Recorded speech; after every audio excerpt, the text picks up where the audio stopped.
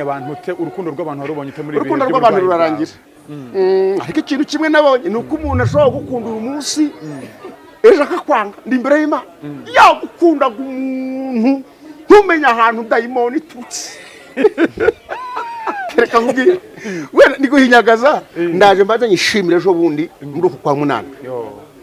Ariko ndumva nyuma njobora kuzategura ikintu kinini kandi datazashoboza kuko afite ibintu byinshi byo kuvuga ibyo nabonye mu minsi 7 napfuye ibyo nabonye bankangura bashiturana n'amashini ibyo nabonye ndi mu minsi 30 bambaga mu nda ibyo ni byinshi mu ijuru mitanumva gukira mitanumva kubaho mu izina rya Yesu. Nibiki byagufashije muri iki gitaramo? Nafashijwe n'indirimbo z'umuramyi BOSCO unconditional hango nandi condition urukundo rutagira gutera agira ikivuze ngo urukundo rudafite ikintu na kimwe rushingiyeho. No ukunda umuntu umukunda nta kintu ushingiyeho. Nanezerewe yaririmbye BOSCO ndavuga nti twimutse ngira ngo twageze mu gihugu cyo mwiza. Ariko nanezerewe. Amina nirinje Yosu ngo Joshua ngo ni Yesu genda numva Joshua nkumva nkaje ni Yoshua nyine ni Joshua Jesus. Ntumukunda ndamukunda ari na kandi yaririmbye kandi yaririmbye kavangu iki kandi yaririmbye ndaza kukibuka neza zakakubwira vite ni ukuri kw'Imana. Ubu ndumva ibintu bikishushe bikibira bigitogotera mu rutigo. Yego urukundo Silimano falo beledano korma andi were garde. Amina. Muri mwe ninde utabonye urukundo rw'Imana ku buryo ya joining ibintu bya data? Ninde utabonye imbaraga z'Imana ku buryo utakizwa? Wowe uri mu Rwanda, wowe uri mahanga, kuki uta joining urukundo rwa Kristo? Urebe imbaraga, urebe ibintu Imana imaze kugutakaza. Igutera guhinduka. Guhindukira icyaremwe gisha. Nawe joining urukundo rwa Yesu. Andi condition. Nibyo naringiye kuvuga ngo ubwira abantu gato kwakira ibabazi zayo. Zaburi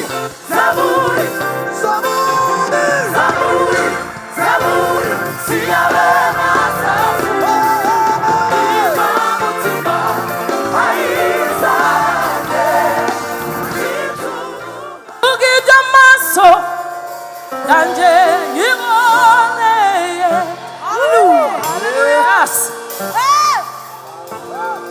Yesu yanzahuye kumanywa y'ihangu. Yesu yanzahuye ngo Joshua ngo ni Yesu genda numva Joshua nkumva nkaje ni Yoshua nyine ni Joshua Jesus. Ntumukunda kumanywa y'ihangu nubwo naceceka muravuga njyamye ndi ku kirago ngendera mu kagara ari ugusunika ari uguterura none dore naje arikisira yanjye umuriro watse pe yewe nabanje kugira ngo twageze mu ijuru kaba ariko tubonye Imana ikora ibintu bitangaza. Ndaneze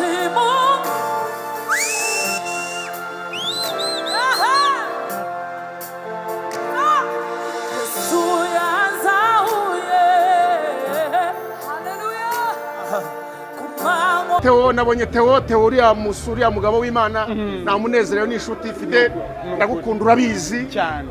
Uyu ni umwana nawe w'umufumu. Amina. Na amavuta yangu uyavuga indimi dore zikavuga araruvuga neza. Haleluya. Amina sala wilime forai go. Twanezerewe rero.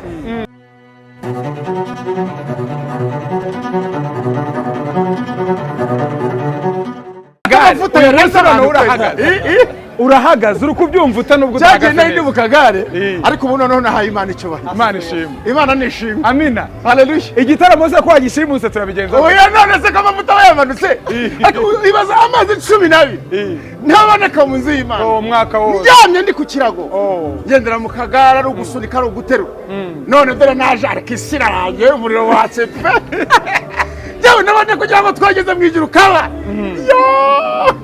ariko tubonye Imana ikora ibintu bitangaza. Ndanezerewe nitwa TICIEN ndabashuhuje kwa Cinara Yesu mbaraga n'amavuta bibabeho aho mwibereye hano mu Rwanda mu mahanga mwuzura umwuka wera amavuta y'Imana. Amen. Yandi cyo kugira ngo dukorere Imana mwana wawe. Amina.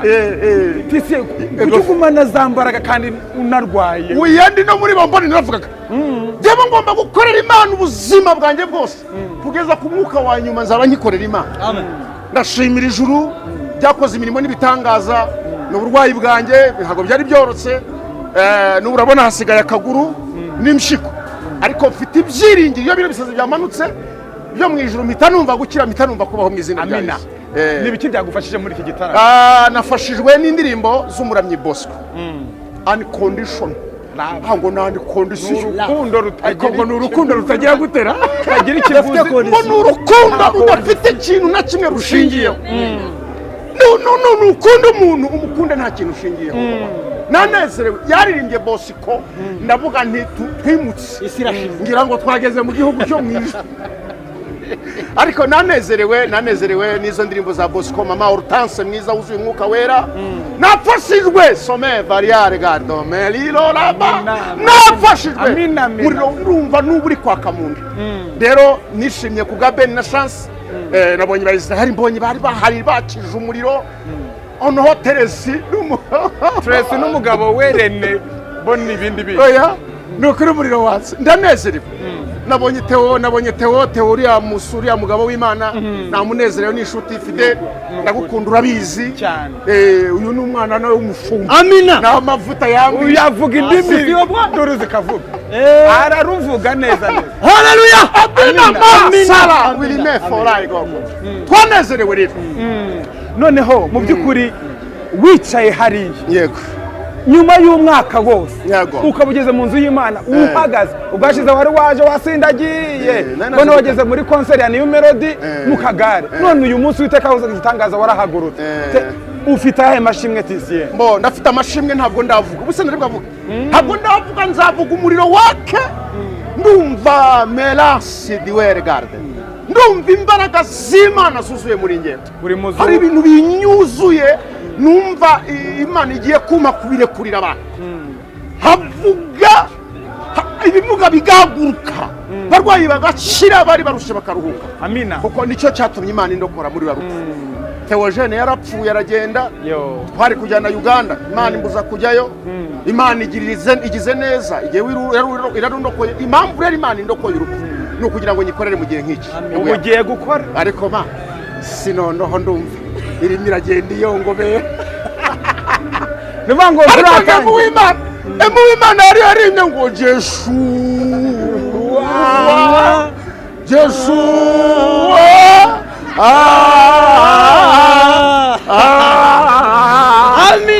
Amina. Nirije Yosu ngo Joshua ngo ni Yesu gendaga numva Joshua nkumva nkaje ni Yoshua nyine ni Joshua Jesus. Ntumukunda? Ndamukunda ari na kandi yaririmbye kandi yaririmbye kavangu iki kandi yaririmbye ndaza kukibuka neza nzakakubwira afite nukuri kw'Imana. Ubu ndumva ibintu bikishushe bikibira bigitogotera mu rutirigo.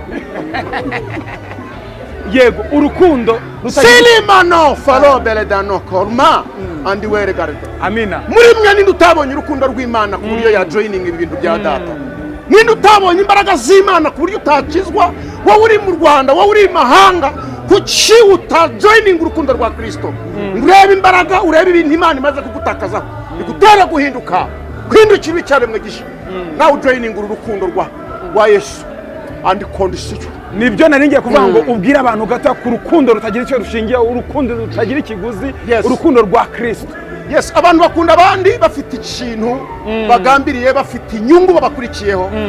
Ariko BOSCO yakoze kudutegurira igiterane kivuga ko data urukundo dukunda non condition nyine nta kintu na kimwe rushingiyeho. Ushobora gukunda umukobwa ukurikiye uburanga, ushobora gukunda umuntu umukurikiyeho business, ushobora gukunda umuntu umukurikiye ko mwiganye, ushobora gukunda umuntu ubikurikiye nuko mu mibanire hagati yawe nawe, ushobora gukunda umuntu umuteganyaho runaka. Ariko Jesus Christ. Amina. Hallelujah. Amina. We yadukunze nta kintu na kimwe arebeyeho. Amina. Ndinginga isi yose ize to joining urukundo rwa Kristo maze turwumve mu mitsi no mu misokororo dufasha abana bari ku muhanda dufasha abantu bakennye abantu bababaye wowe wagiriwe neza n'Imana ni ikijuru rishobora kukwibukira ni ikijuru nari ninginze isi yose ngo babaze mu rukundo rwa Kristo ahinduka ibyaremwe bishya kugira ngo tuzajyane mu ijuru. Wabonye abantu ute urukundo rw'abantu warubonye ute muri urukundo rw'abantu rurarangira ariko ikintu kimwe nabonye ni uko umuntu ashobora gukunda uyu munsi ejo akakwanga ndi imbere y'Imana yagukundaga umuntu ntumenya ahantu dayimoni iturutse akagusiba na nimero bakayidiretinga ariko Kristo abandi bagenda n'imiryango inshuti zawo umugabo birine wanyu bose bagenda ariko data wena sela bela lolas amina ntabwo ajya arekeraho kudukunda ahimbaza adukundira no mu mafuti dukundira no mu makosa n'ibyaha n'intege nke tugira ntabwo zituma data tukuraho ukuboko yego nimukunde Yesu nimukunde Imana izabagirira neza yego TICIEN muri iki gihe cy'uburwayi bwawe abantu wababonye ute nabonye urukundo hariho nk'umuntu utakwifuza ko namuvuga mu izina ariko yanyeretse urukundo yibera hakurya mahanga ariko yanyeretse urukundo hari abantu bakifite ubumuntu papa ariko aho umuntu yageza gukunda yahagera kwanga naho umuntu yageza kwanga yaharenza no gukunda ibintu rero by'isi ukuntu bimeze ni ukwigumiza kuri Kristo ntugire umuntu n'umwe tumbira papa yego kuko wiringiye ko yakugirira neza so kugirira neza ahubwo data wa twese mwiza nari nimvuze ngo uru rukundo ni rugende rutembe nk'imigezi rugende urukundo rugere kure uru rukundo rugera ahantu hose mighty name of Lord mighty name of Jesus ndatura amahoro ku isi yose imbaraga z'Imana buri wese zimugereho buri wese ahure n'urukundo rw'Imana ndabakunda umwami abishimire turigana ku musozo nagiye reka gende gusoza ni gute umuntu yubaka igicaniro nk'iki ngiki muri we kigahora cyaka nkuko kizime no mu burwayi no mu gucumbagira no mu biki byose agahora yaka ni ibintu bitatu icyambere ni ugusenga kuko biriva ngo gusenga k'umukiranutsi kugira umumaro iyo asenganye umwete kandi mu masengesho niho Imana igenda itwubakira mu masengesho niho Imana igenda idusunikira mu masengesho niho Imana igenda itwagurira imbago mu masengesho niho murira mwese niho munywera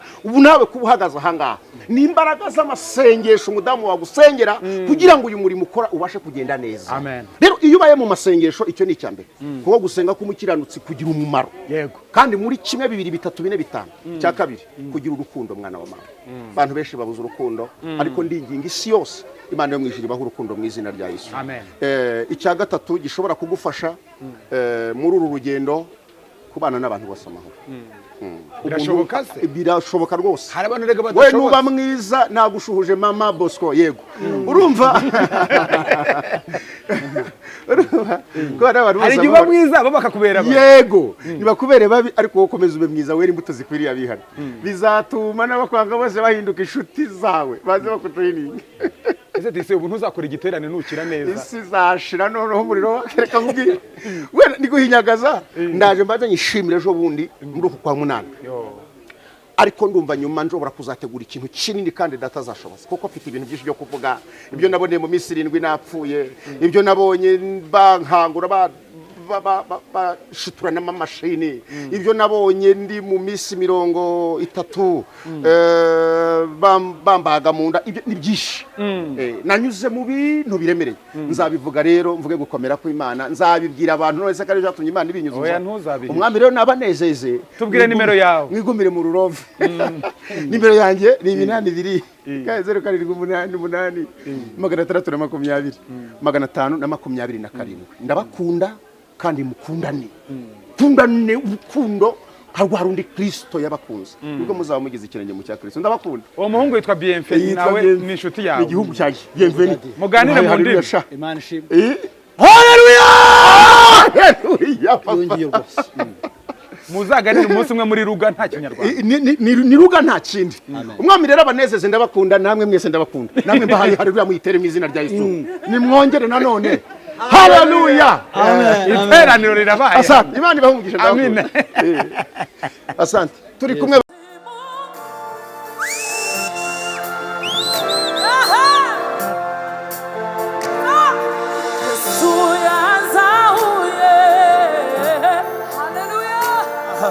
kumanywa y'ihangu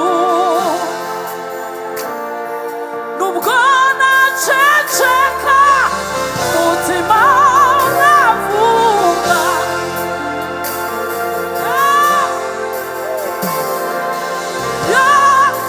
bitamuruye oho mwijima